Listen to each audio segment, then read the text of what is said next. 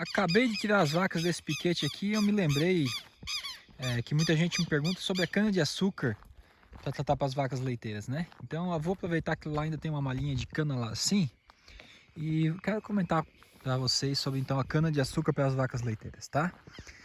Bem, a minha vida inteira praticamente, né, tirando os últimos anos, desde que eu me conheço de guri, que eu comecei a trabalhar na roça com meu pai, eu cortei cana, cana para dar para as vacas e cana para alimentação humana também, tá? Bem, aqui o nosso local aqui é colonizado principalmente pelos alemães, né? E os antigos aí, há umas 4 gerações para trás, quando foram colonizar aqui a nossa região, né? Não tinha o que comercializar, é o que produzia e comer também o que produzia, né? Consumia carne, leite, ovos e farinha, açúcar, né? Que era produzido na própria propriedade. Para produzir esse açúcar, então, cada família, vamos dizer assim, tinha um engenho de processar a cana de açúcar, como também tinha o engenho para processar a mandioca, né? Fazer a farinha de mandioca, fazer o porvilho, tinha o moinho para moer a semente de milho, para fazer a quirela de milho, fazer a farinha de milho, né? Para fazer o pão de milho. Enfim, cada família aqui tinha praticamente um engenho, uma indústria, né? Uma pequena indústria para processar então esses alimentos. E a cana de açúcar então praticamente entrou na família, né? Através disso, para isso, né? Para fazer açúcar, fazer melado, né? O açúcar mascavo, o melado e a cachaça, a aguardente que os antigos tanto gostavam. Tem uns ainda que adoram ainda também, né? Enfim, hoje em dia ainda a nossa família não tem mais engenho, tá? Mas antes tinha todos, tinha engenho de farinha e engenho de açúcar. Engenho de farinha era tocado à água, tinha uma queda da água. E o de açúcar, né? De cana de açúcar, de fazer melado, era tocado a boi, era moído a boi. É muito interessante. Hoje não é mais feito, né? Não é mais feito desse sistema. Às vezes o meu pai ainda faz dessa malinha de cana, essa pouquinha que tem aqui. Meu pai usa essa malinha de cana aqui para tratar para o gadinho dele. Às vezes ainda, se a cana dá boa, então ele faz um pouquinho, só para manter a tradição. Não, né, nossa família não tem mais essa fabriqueta, esse engenho, mas tem um aqui ainda que faz, então a gente leva lá a cana e processa lá. Se a gente fizer esse ano, eu quero até mostrar para vocês. É um processo bem interessante, bem legal. É uma coisa que meio tradicional, sabe? E é bem gostoso de fazer lá, tomar guarapa, tomar o melado quentinho lá. Aí é legal. Enfim, então eu quero mostrar a cana aqui para vocês. Como eu vinha falando, desde que eu me conheço de guri, que eu comecei a trabalhar com meu pai, eu cortei cana. Meu pai tirava leite de vaca, né, minha família. Quando eu falo meu pai, eu me refiro à minha família. Mas a minha família então tirava leite e uma base da alimentação era cana de açúcar. Geralmente era cana de açúcar misturada com silo, com a silagem, né? Era cana de açúcar, pastagem, silo e ração. E olha só que cana que tá bonita. Nem tinha mais vindo aqui. Nunca mais tinha vindo aqui ver. Né? Mas ó, ali parecia ali a cana tá baixinha, né? Eu olhava assim, a cana tá feia, mas aqui tem uma cana bonita. Olha o tamanho dessa cana. Até revirou com vento por causa da chuva. Aqui deu um ciclonezinho aqui em Santa Catarina. Então deu uma revirada, mas olha que cana bonita. Aqui, claro, que tá bonita porque da erosão ali da minha roça, né? Quem me conhece, quem acompanha meu canal, aqui eu planto milho. Até eu filmei que eu plantei o sorgo aqui e não deu nada, justamente que deu muita chuva, né? Deu erosão, então acaba trazendo os nutrientes dali do morro, acaba trazendo e deposita aqui na cana, aqui nessa baixada aqui. Então aqui onde os nutrientes da minha roça vêm, né? A cana se desenvolve bem. Lá onde não pega, né? Onde não dá erosão, lá tá bem fraquinha. Aqui onde deu tem até uns valinhos aqui ainda, ó, onde a água correu. Mas enfim, eu quero evitar isso, né? Eu venho sempre plantando a cobertura, né? Fazer o plantio direto. Ó, aqui tem uma nova variedade que eu plantei esse ano para experimentar, que é a ervilha, né? A ervilhaca, na verdade. Tem o nabo, 2 tipos de nabo e aveia. E depois eu quero então ver se funciona passar só o herbicida, tirar as folhas estreitas, né? Tirar o sorgo que brotou, a aveia, enfim, os matinhos. E ficar só a ervilha forrageira, que ela deposita nitrogênio no solo e vai proteger o solo, né? Quando tirar o milho, então daí ainda vai ter a proteção dela no solo para não dar erosão. O pior problema é quando a gente planta, né? Que daí pasto defensivo, se não tiver uma camada, né, de adubação, de verde, de capim, a terra fica exposta, chove e lava, né? Então isso é o pior problema. Mas enfim, vamos falar aqui da nossa cana, né? Essa malha de cana aqui é a única que sobrou. A gente tinha cana lá nas outras roças lá. E essa aqui é a única que sobrou porque é só meu pai que usa para tratar o gadinho dele, uma vaquinha de leite ou 2 e só para o consumo, né? E uns terneirinhos. Geralmente nessa época aqui, nessa área aqui tinha cameron. Cameron é o napier, né? Praticamente é igual o capiaçu, só que aqui nós tínhamos o napier roxo, cameron roxo. Então tudo essa área que vocês estão vendo aqui era de cameron. A gente chama aqui cameron napier. E esqueci de dizer antes, né? Também era uma fonte de trato que a gente dava para as vacas naquela época. Então era todo dia não, de 2 em 2 dias. Um dia eu pegava o cameron aqui, outro dia eu pegava a cana. A cana era cortada de 2 em 2 dias para dar para a vaca, né? A cana não pode ficar muito tempo cortada, porque ela fermenta e as vacas podem ficar meio doidinha, né? Enfim, a cana tem que ser servida fresca, né? Não pode ficar picada de um dia para o outro, que fermenta.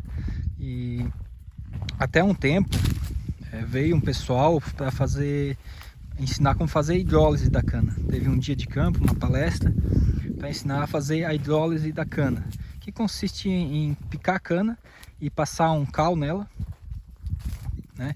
Para aquele cal ia quebrar as partículas da cana para fazer a vaca absorver mais os nutrientes, né? Absorver mais a energia, o açúcar que tem na cana.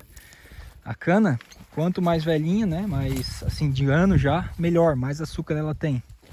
Isso é uma grande vantagem da cana de açúcar em cima do capiaçu, né? O capiaçu fica velho e não presta mais. Tem que ser usado novinho, né? Ele vira talo. E a cana de açúcar às vezes fica até de 2 anos, ela fica mais dura, mas deposita mais açúcar. Então proporciona energia para as vacas. Aqui é outra variedade, lá vocês viram uma cana branca, que é a cana preguiça que a gente chama.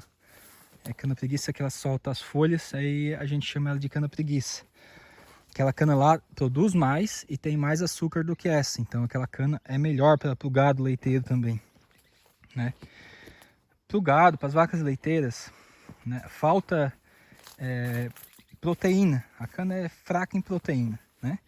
Então naquele tempo compensava-se a proteína ou a base da ração ou o napier, né?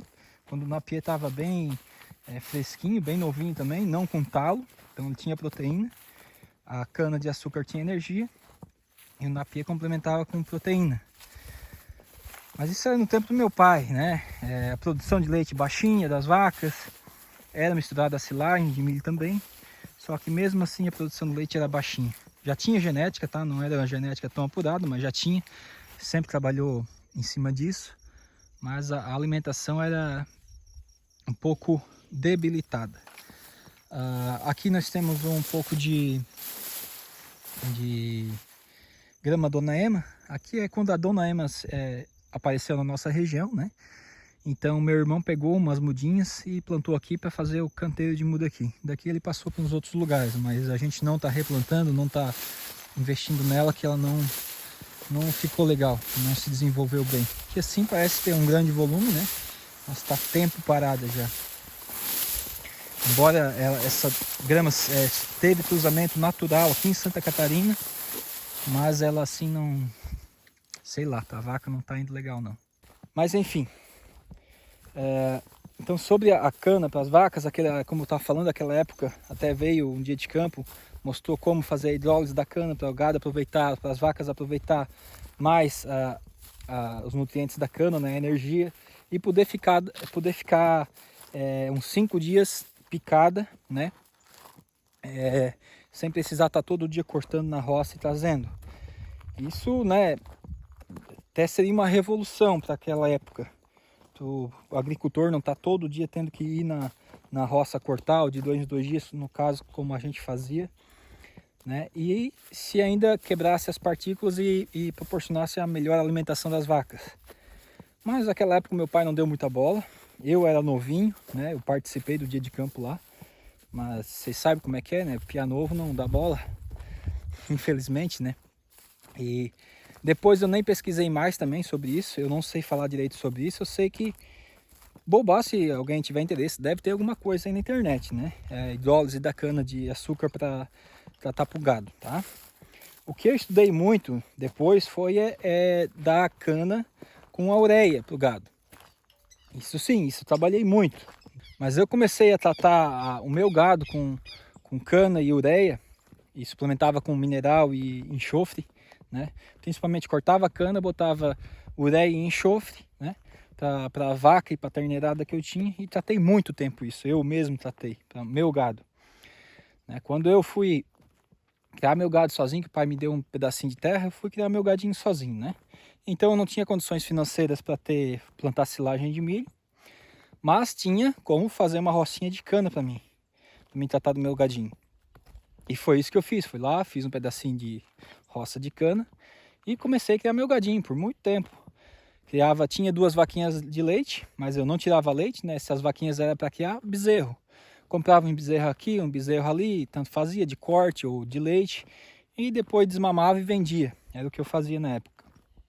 E fazia tudo com a cana de açúcar, complementada, né, com ração e com a ureia e o enxofre e os minerais. Isso no começo de tudo lá. Só que para mim era complicado isso também, porque eu trabalhava fora, né? Trabalhava na construção civil, pedreiro.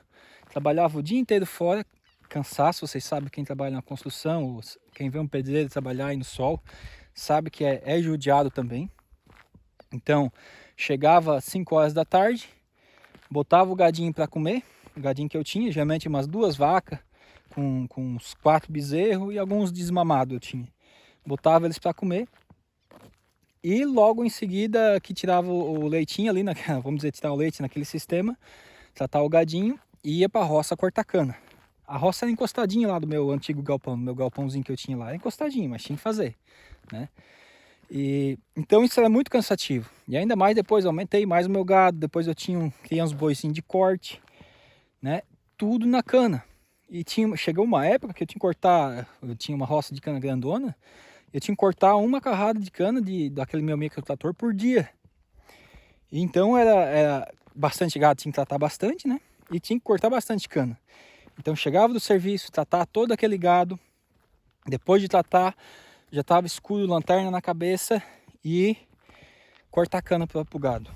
Isso foi um bom tempo que eu fiz isso. Era rentável, sim, rentável, só que porém exigia muito de mim, né? Muito serviço e era assim, né?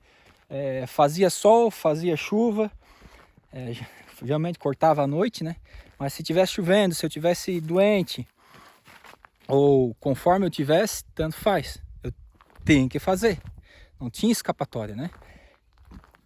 Não tem, estando quase morrendo eu tinha que fazer, porque era o único trato que eu tinha para minhas vacas, meu gado naquela época. Então um dia eu comentei com meu pai, ô pai, não tem como o pai dar um pedacinho de terra para mim plantar milho? Para eu não precisar estar todo dia fazendo isso? Daí ele deu, até vou mostrar ali para vocês. Deu certinho aquele pedaço ali, ó. Certinho aquele pedacinho aqui, 2 hectares dava na época. Agora a gente não planta quase 2 hectares que tem a sombra do eucalipto lá. Mas era certinho mais ou menos daqui assim, aqui tinha um caminho, naquele moirão lá, mas era mais ou menos isso aqui, ó. Daqui pra lá, então meu pai me deu pra mim plantar esse milho. Mas, como todo bom filho não escuta o conselho dos pais, né, plantei uma variedade ali que um vendedor me iludiu, uma variedade nova, querendo fazer experimentos, né? Plantei uma variedade nova, aquele ano então só deu pé, não deu nem milho, não deu nem soca de milho. É que nem uma vassoura assim da vida, sabe? Só deu o pendão lá em cima e não deu milho. Não sei que raio de variedade que era aquilo. E primeiro ano já tomei no isqueiro, né? Já fiquei no prejuízo. Claro, fiz a silagem sim, só que só tinha palha para tratar para as vacas. Mas tudo bem. Continuei com a cana, né? E com aquela palha de milho, vamos dizer assim. Segundo ano, fui plantar. Plantei aqui de novo. Aí sim, deu milho. Mas tava dando milho, né? Tava pendoando quando veio uma trovada. Aqui é a área de montanha, né? Então aqui quando dá trovada, como vocês viram a cana lá, aqui a gente já perdeu várias lavouras por causa do vento deitar. Então veio uma trovada aqui e deitou meu milho tudo. Aquele ano aquelas roças lá também estavam cheias. Olha, foi nem sei quantas bolsas de milho a gente perdeu tudo, que deitou tudo, né? Então 2 anos de prejuízo, não consegui colher. Esse ano ali que virou não colhi nada. Foi passado a grade por cima e ficou para esterco. Terceiro ano aí sim, aí então eu consegui colher. E só que aí eu já estava mudando meu esquema, já não queria mais também trabalhar muito, todo dia ali, né, naquela lida. Então eu acabei com a cana e botei uns boizinhos de engorda para tratar aquele silo, tá? Então eu acho que eu tinha uns 8 boizinhos de engorda para tratar aquele silo. Daí eu engordei aqueles boizinhos com aquela silagem. Com o dinheiro daqueles boi eu fui construir meu galpão, tá? E um pouquinho ainda para plantar a silagem para os outros anos. Então o galpão que vocês me acompanham todo dia que eu tenho hoje lá, é o que eu fiz naquela época ali. Que eu comecei lá com a cana de açúcar, né? Buscando, me ferrando todo dia, trabalhando todo dia escuro, trabalhando a dia para os outros na construção civil de pedreiro, e à noite e de manhã cedo, todo dia lá, cuidando do gadinho. Esforço, muito esforço foi, tá? Eu sei que é judiado, mas compensou. Hoje eu tenho o que tenho porque eu lutei para isso. Então, com o dinheiro daqueles boi, eu construí meu galpão que eu tenho lá hoje, tá? Não completamente terminado, mas foi a base daquilo lá. E fiz o financiamento, né? Aquele dinheiro me financiou para fazer mais 2 bolsas de milho, plantar 2 hectares de milho para mim começar com as vacas. Então, quando eu comecei com as vacas, eu já não tinha mais gado, não tinha mais boi, só tinha umas novilhas que eu criava naquelas vaquinhas que eu falei para vocês. Então plantei os 2 hectares de milho, fiz a silagem e deixei lá esperando, guardadinha, para quando eu começasse na pecuária de leite, tirar leite das vacas, que era o meu plano, pegar as novilhas que eu tinha criado e tirar leite delas, né? Na verdade não era esse meus planos, era assim porque eu tinha umas novilhas, criava novilhas, e tinha algumas, eu já falei até, talvez alguns de vocês não viram essa história. Eu também fazia um negócio assim, eu pegava uma novilha de um produtor de leite e criava eles até estar no ponto de parir. Com 7 meses. 7 meses eu entregava para ele de volta. E a gente fechava um valor fixo, né? Em cima disso, ó. Aquela tempo era 2,5 cada novilha que eu entregava. Eu pegava ela recém-nascida, criava nas minhas vacas, né? Desmamava, deixava no meu pasto. Ele vinha, inseminava. E quando eu estivesse de 7 meses de aumento, eu entregava para ele por R$ 2.500 naquela época. Né? Já faz tempinho, uma novilha Jersey mojada por R$ 2.500. Enfim, mas ele teve um desentendimento, ele parou com as vacas de leite e eu fiquei com essas novilhas para mim. Então dali foi um pontapé inicial, né, para eu tirar leite. Só que de início eu não tirei leite dessas novilhas, eu emprestei para o meu pai porque não tinha o galpão pronto, né, e eu tinha que ter mais novilhas também. Depois eu fui criando mais novilhas, enfim. Mas daquele dinheiro daqueles boi, né, só voltando um pouco a história, fiz o galpão, né, não terminei, claro. Com aquele dinheiro, financei uma roça de milho para fazer a silagem, para depois então começar a tirar leite das vacas. Já tinha as pastagens, já tinha tudo certinho. Então quando eu iniciei na pecuária de leite, eu tinha aquele silo guardado, já tinha comida guardada, tá? Enfim, mas nós estamos falando da cana aqui, né? A cana de açúcar, para quem está começando ali, mesma coisa eu falo do capiaçu, para quem está começando, é uma boa opção, né? A cana de açúcar é melhor do que o capiaçu, tá? Que ele tem mais energia, é mais fácil de corrigir do que o capiaçu, mais barato de corrigir a cana de açúcar do que o capiaçu. Mas isso é para um começo, que nem eu fiz. Para quem não tem dinheiro, tem pouco recurso, quer experimentar, é um começo, tudo bem, começa com isso. Depois vai progredindo, vai juntando capital e vai progredindo. Às vezes não tem terreno, então tem que se reanalisar, né? Quando eu falo que é para trocar isso por silagem de milho, eu não falo que é para comprar milho, eu falo que é para plantar o milho e daí fazer silagem de milho, né? Que fique bem claro. Quando a gente pensa em comprar silagem de milho para dar para as vacas, não tem nada de errado. Só que aí você tem que pensar em escala, né? Quando você compra a silagem de milho, seu lucro baixa. Então, te sobra menos dinheiro. E para te sobrar mais dinheiro, então você vai ter que ter escala de leite, ou seja, mais vacas, tratar mais vacas, tirar leite de mais vacas, para o mínimo que te sobrar, né? Sobrar vira 3, entendeu? Enfim, você acumula mais dinheiro com mais produção de leite. Menos retorno, né? Menos lucratividade, mais capital de giro. Então, te sobra um pouco mais de dinheiro. Então, tem que ter escala. Mas assim, ficar muito tempo com cana, não é que tá errado, não é que não vai ser produtiva. Só que pensa assim, você ficar a vida inteira carregando cana, né? A cana tem que ir lá buscar todo dia. Para pagar um funcionário, então, pô, se tem a despesa para pagar um funcionário, então planta uma lavoura de milho que é bem mais nutritiva, bem mais rentável, né? As vacas vão responder melhor. Assim, gente, quanto mais eu estudo de vaca de leite, nutrição de vaca de leite, mais eu sei que eu nada sei. A vaca depende muito da nutrição, depende muito, é muito detalhezinho. Então, quanto mais de melhor você oferecer para ela, claro, tem que ter um retorno por trás disso, né? Tem que ter lucratividade, mais positivo vai ser a sua produção de leite. Então, quanto mais tu puder melhorar, melhor vai ser para ti, melhor vai ser para tua vaca, mais respostas positivas você vai ter. E a evolução de dar um capiaçu, dar uma cana de milho para dar a silagem de milho, isso faz parte, tá? Isso a vaca vai te responder melhor, esse dinheiro vai voltar para você em algum momento.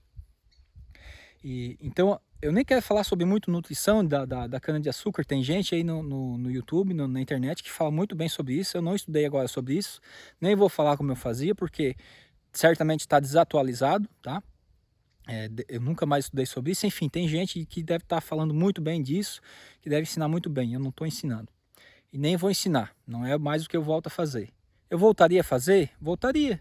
Voltaria da cana? Voltaria se um dia... vamos dizer, faltasse adubo químico, né? Com essas guerras aí, vai que falta adubo químico. Não tem mais semente de milho. Aí então eu plantaria uma roça de cana, pegaria o esterco das vacas, botava ali, ela ia se adubar bem e trataria para as vacas, né?